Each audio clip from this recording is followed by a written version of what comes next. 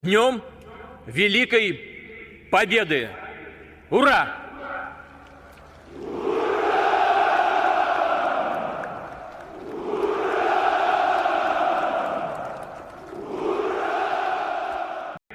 Ура!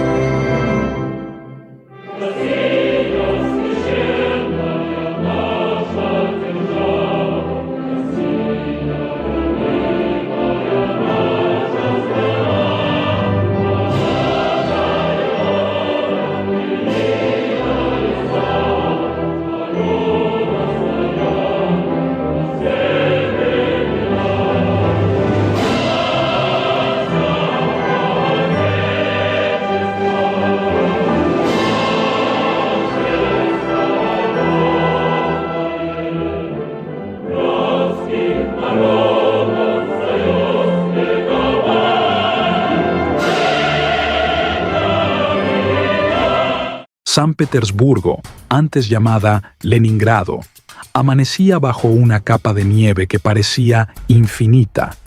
Era octubre de 1952, y en un edificio gris, de esos que parecían tragarse la esperanza, nació un niño delgado, de ojos azules y mirada desconfiada. Vladimir Vladimirovich Putin. Creció entre las ruinas de una ciudad que todavía olía a pólvora y hambre, marcada por los fantasmas de la Segunda Guerra Mundial.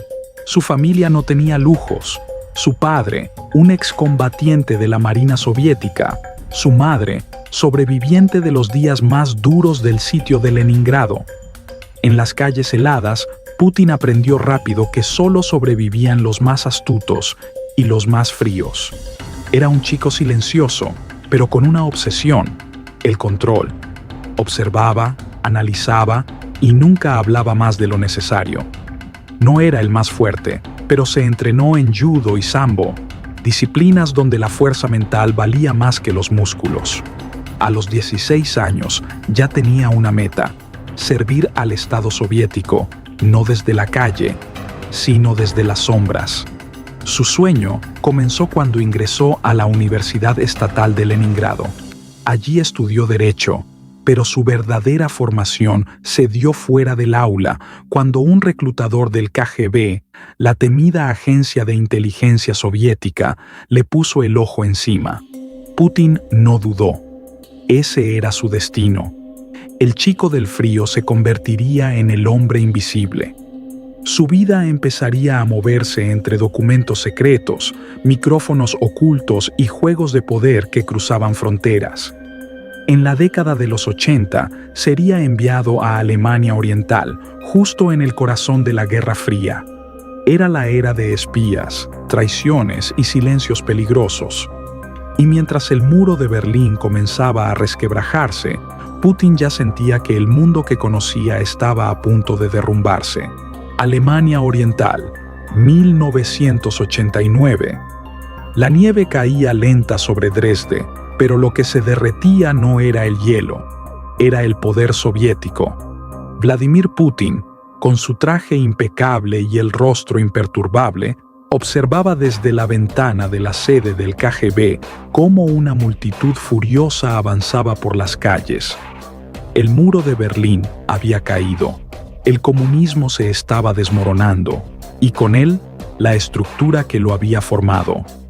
Dentro de la oficina, Putin sostenía documentos clasificados y un encendedor. Uno por uno, comenzó a quemarlos. No eran papeles, eran secretos, vidas, estrategias, todo lo que la Unión Soviética había protegido durante décadas. Mientras las llamas consumían el pasado, él supo que también estaba ardiendo su futuro, pero no su ambición. Cuando regresó a Rusia, el país que conocía ya no existía.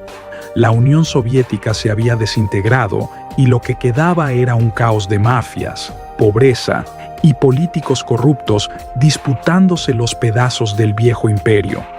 Los hombres con dinero compraban poder, los hombres con poder lo vendían. Pero Putin entendió algo que los demás no. El verdadero poder es el que no se muestra. Se alejó del espionaje y se acercó al nuevo centro de fuego, la política.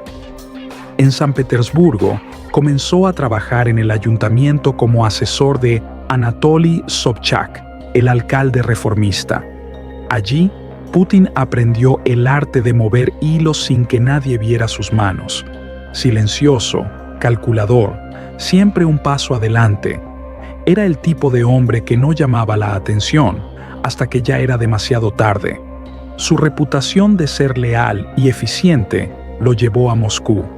El antiguo espía se convertía en un político discreto, pero dentro del Kremlin, las sombras reconocen a los suyos. El presidente Boris Yeltsin, enfermo y acorralado por la corrupción, necesitaba un sucesor. Alguien sin pasado visible, sin enemigos visibles, sin debilidades visibles. Y así, en 1999, de la nada, surgió un nombre que el mundo no había escuchado antes: Vladimir Putin. El hombre que venía del frío estaba a punto de entrar al fuego.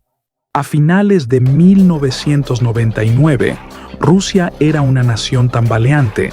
La economía colapsaba, las calles estaban dominadas por mafias y el pueblo había perdido la fe en sus líderes. Boris Yeltsin, débil y agotado, tomó una decisión que cambiaría la historia: nombrar como primer ministro a un hombre casi desconocido, un exagente del KGB con mirada de hielo. El 31 de diciembre de 1999, mientras el mundo celebraba el nuevo milenio, Yeltsin renunció en vivo por televisión, y el nombre de Vladimir Putin apareció en la pantalla como presidente interino de la Federación Rusa. Así comenzó su reinado. Su primera promesa fue contundente: aplastar el terrorismo y devolver el orgullo a Rusia. El país ardía con la guerra en Chechenia, y Putin decidió no negociar, sino arrasar. Los ataques aéreos, los tanques en las calles y su discurso implacable mostraron al mundo que había llegado un líder diferente, rígido, nacionalista y sin miedo a la sangre. Los rusos, cansados de la humillación, lo aclamaron. Por primera vez en años, alguien parecía tener el control. Putin era la imagen del orden, del patriotismo, del regreso de la fuerza rusa. En pocos meses, pasó de ser un funcionario gris a una figura casi mítica. Mientras Occidente trataba de entenderlo, él jugaba su ajedrez político con precisión quirúrgica. Restableció el poder del Estado, domó a los oligarcas que se habían enriquecido tras la caída soviética y puso bajo su mando a los medios de comunicación. Los magnates que no obedecían, desaparecían o huían. En 2000, ganó oficialmente las elecciones, y en el corazón del Kremlin, un nuevo zar tomaba su trono. Rusia volvió a mirar al mundo con la barbilla en alto. Putin había prometido devolverle la grandeza al país y estaba dispuesto a hacerlo sin importar el costo. Pero detrás de los aplausos, en los pasillos oscuros del poder, empezaban a crecer las sombras de la ambición, del control absoluto y del conflicto con las potencias extranjeras. A comienzos de los años 2000, Rusia comenzó a cambiar su rostro. En Moscú se construían rascacielos, los precios del petróleo se disparaban y el Kremlin volvía a brillar con un orgullo imperial. En el centro de todo, con su andar sereno y su mirada impenetrable, estaba Vladimir Putin, el nuevo arquitecto del poder ruso. El exespía había convertido el Estado en una maquinaria perfectamente aceitada. Nada escapaba a su control. La economía, la política, los medios, ni siquiera la narrativa del pasado. Putin revivió símbolos soviéticos, impulsó el nacionalismo y prometió que Rusia jamás volvería a ser humillada. Los rusos lo veían como un salvador, el zar moderno, un hombre que montaba osos en Siberia, buceaba en el Mar Negro y cazaba en los bosques de Tuvá, todo frente a las cámaras. Su imagen era cuidadosamente construida: fuerza, disciplina, invulnerabilidad. Pero su poder no se basaba solo en espectáculo. Putin sabía jugar en la arena internacional. Cuando Estados Unidos invadió Irak, él denunció el intervencionismo. Cuando Europa lo criticó por su mano dura, él les recordó que Rusia no necesitaba aprobación, sino respeto. Y así, poco a poco, el antiguo espía se convirtió en un jugador global. Mientras tanto, en casa, el precio de la lealtad era el silencio. Los oligarcas que se enfrentaron a él fueron destruidos o encarcelados. Las voces críticas, perseguidas. Putin había logrado algo que pocos líderes del siglo XXI alcanzarían: un poder sin límites visibles. Sin embargo, bajo esa fachada de control, algo se movía. Occidente lo miraba con creciente desconfianza. Las tensiones con Ucrania comenzaban a escalar y la vieja Guerra Fría parecía despertar de su sueño. Putin, que había sobrevivido al colapso del Imperio Soviético, estaba a punto de iniciar su propia cruzada por devolverle al mundo un nuevo orden, con Rusia al mando. El año 2014 marcó un punto de no retorno. Mientras las cámaras del mundo enfocaban Kiev, Ucrania ardía en protestas. El presidente prorruso había sido derrocado y Occidente aplaudía lo que llamaban la victoria de la democracia. Pero para Putin, aquello fue un golpe directo al corazón de su estrategia.